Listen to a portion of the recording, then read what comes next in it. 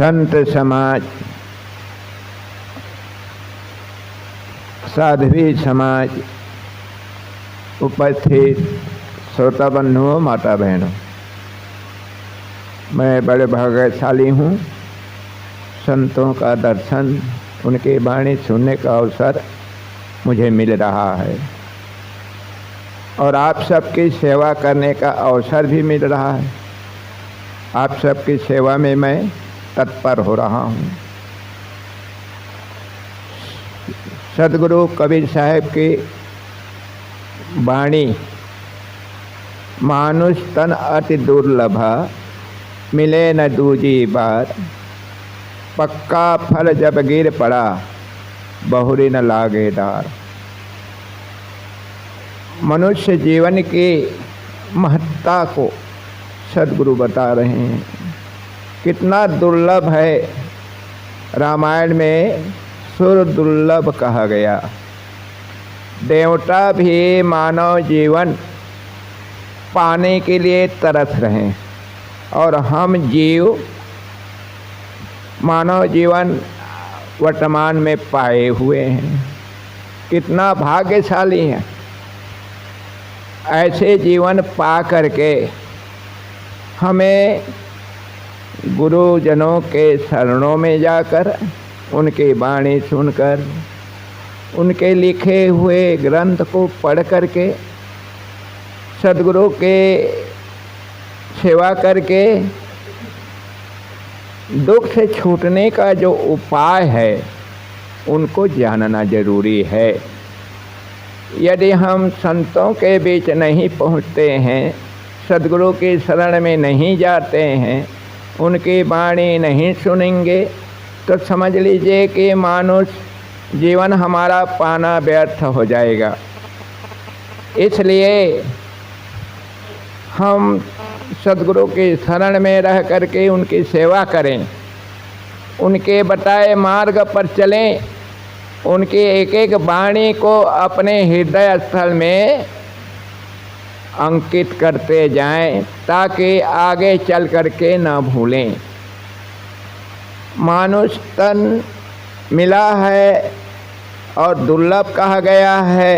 ऐसे दुर्लभ शरीर पा करके हम दुखों से कैसे छूट पाएंगे। तो सदगुरु विशाल देव ने कहा है, पहले जान स्वरूप को पाछे बंधन चिन्ह, दोनों के परिचय भई तबही मुक्ति लखीलीन। सदगुरु विशाल देव हमें समझाते हुए कहते हैं कि पहले अपने आप को जानो, तुम कौन हो, क्यों आए हो, इस बात को ठीक से जानो। फिर बंधन को जानो, तुम दुखी क्यों हो, किसमें बंधे हो, इन बातों को जानो। और ये दोनों को ठीक से जान जाओगे तो मुक्त होने में कोई कसर नहीं रह जाएगा, कोई अड़चन नहीं आएगा। बस ये दो चीज़ को जानना है, अपने को जानना है और हम जिसमें बंधे हुए हैं, जिसके कारण से हम दुखी हैं, उन दोनों को अगर ठीक से जान जाते हैं तो दुख से छूटने में, दुख किसे कहते हैं, सदगुरु कबीर साहब ने दुख का स्वरूप को बता रहे हैं। तन धर सुखिया काहू न देखा, जो देखा सो दुखिया।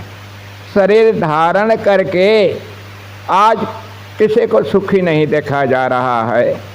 जो पृथ्वी तल पर जो मानव हैं सभी दुखी हैं।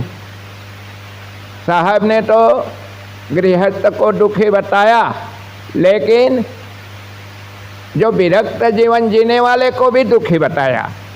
तो विरक्त जीवन जीने वाले दुखी क्यों हैं, कारण क्या है?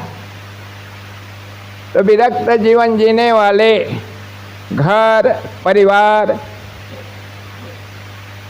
उत्तरदायित्व को छोड़ करके तो विरक्त जीवन जीने के लिए आगे बढ़े, लेकिन आगे फिर फंस गए। आगे बढ़े लेकिन आगे जा कर के फिर फंस गए। तो किस में फंसे? दो बंधन बताया गया, एक मोटी बंधन और दूसरा झीनी बंधन। मोटी बंधन से तो छुटकारा पा करके सदा के लिए दुखों से छूटने के लिए आगे बढ़े, तो झीनी बंधन में फंस गए। तो झीनी बंधन क्या है? ये मान्यता, हम जीव हैं, हम आत्मा हैं, हम शरीर नहीं हैं। और ये मान्यताओं के कारण से हम दुखी हैं, क्योंकि हमारे दुख देने वाला कोई दूसरा नहीं, सुख देने वाला कोई दूसरा नहीं। सद्गुरु मार्ग बताने वाले होते हैं। उनके मार्ग के अनुसार से यदि हम अपना जीवन चर्या बना के रखते हैं तो दुख से छूटने का कोई असमंजस नहीं रह जाएगा। अपने आप को हम जीव समझें, आत्मा समझें, चेतन समझें, शरीर ना समझें। शरीर तो हमारा एक साधन है, शरीर हमारा निवास स्थल है। ऐसा समझकर शरीर की सुरक्षा, शरीर का देखभाल विवेक से करें। कपड़ा पहने विवेक से, भोजन करें विवेक से, एक दूसरे से मिले विवेक से। विवेक रख करके यदि हम अपने व्यवहारिक जीवन जिएंगे तो हमारे लिए बंधन का कारण, दुख का कारण नहीं बनेगा। और परमार्थ के क्षेत्र में जितनी मान्यताएं हैं, भूत प्रेत, टोना टुटका, मरी मसान, यंत्र मंत्र, देवी देवता, ऊपर में लोग बता रहे नरकलोक, स्वर्गलोक, मुक्ति का धाम, ये सब बिल्कुल झूठे हैं। देवी देवता यदि हम समझें तो ये बैठे हैं वही देवी देवता है।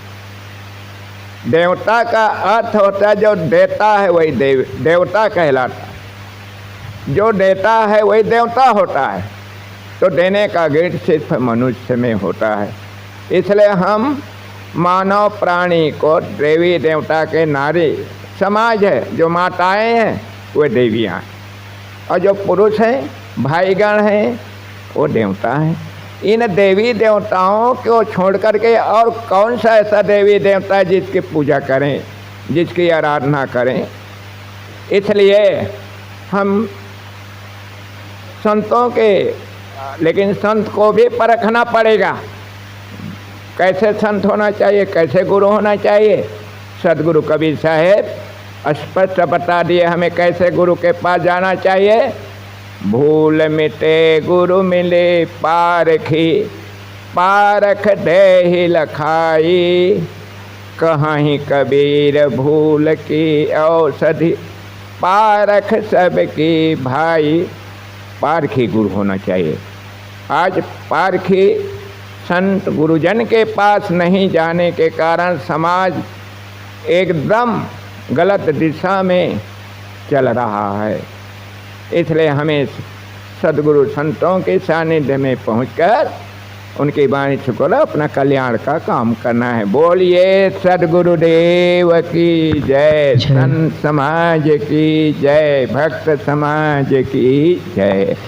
अभी हम श्रद्धेय संत श्री संकल्प साहिब जी के सुंदर विचार श्रवण कर रहे थे। इसी